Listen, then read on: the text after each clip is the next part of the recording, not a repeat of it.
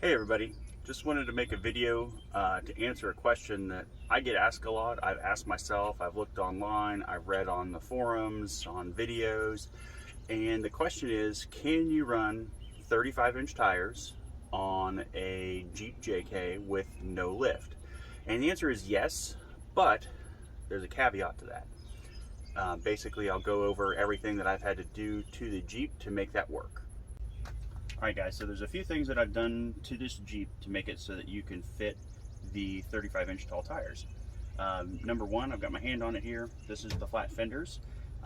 They are tubular design, so it saves you a couple inches in clearance compared to the plastic fenders that come from Jeep.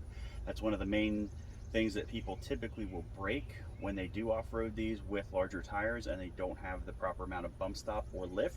And basically what happens is the tire will come up into contact and it's a moving object. The fender's not moving, so it just rips it off, and they're only held on with plastic clips. So the good thing is that usually the clips are easy to replace. So if there's any issues and you do that, you just buy a couple more clips, boom, pop it back on. But most people are going to upgrade to some sort of metal fender, or can't even be metal, can be plastic as well, but they're going to be a lower profile design, flat style. So number two, what I'm running are 1.5-inch wheel spacers. I forget the brand off the top of my head. I think that they're Synergy, but don't quote me on that. But what that does is it pushes the wheel out just a little bit, so at full lock, because of that larger diameter, as the wheel turns, it's not going to get into the control arms. I do still have some slight rubbing on the front control, or front sway bar rather, not the control arm. And it's really minor, and it's only at full lock. I have taken this off-road and haven't really noticed it unless you get into one of those situations where you're having to make a 3-point turn. You'll notice it'll rub. The next one I'm going to show you here is I did have to do some trimming on the stock Rubicon rock sliders, so we'll cut to that.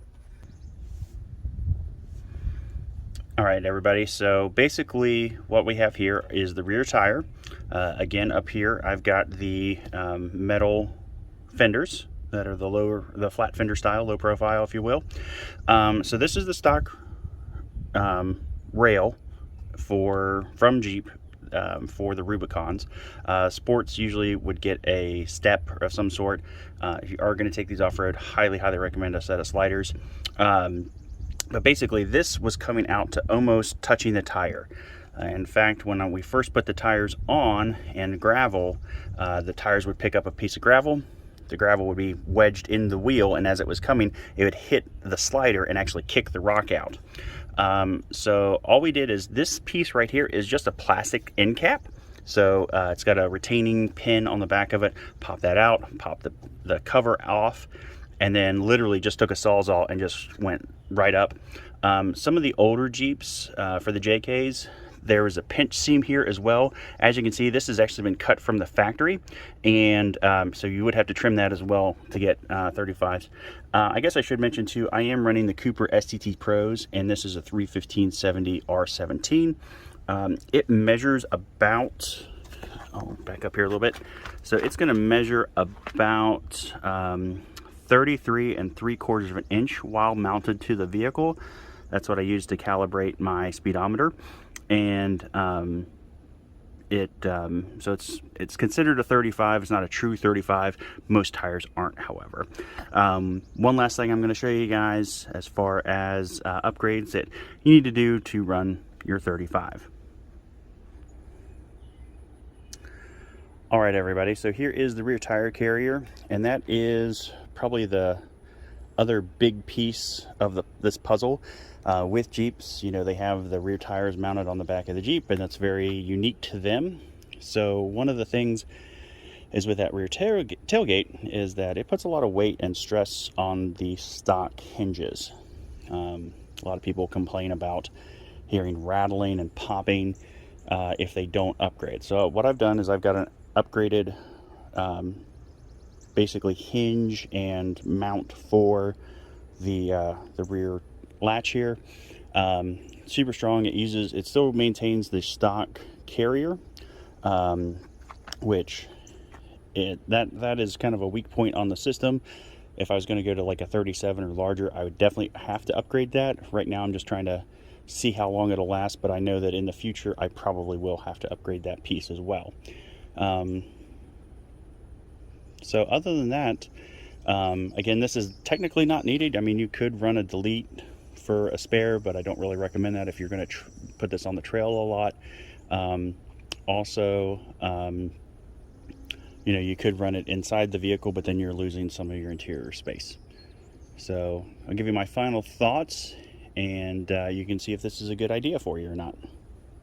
All right, everybody. So kind of went over everything that we had to do to the Wrangler to get the 35s to fit without a lift.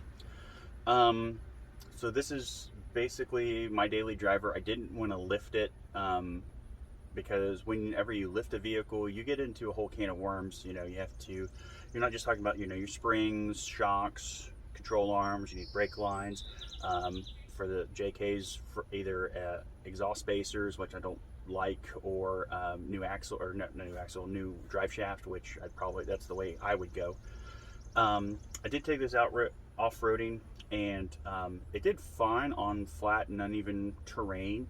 The only issue is the breakover angle.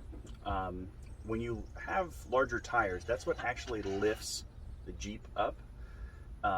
However, the suspension is what's going to lift the body up from there. So no ground clearance issues with the axles at all.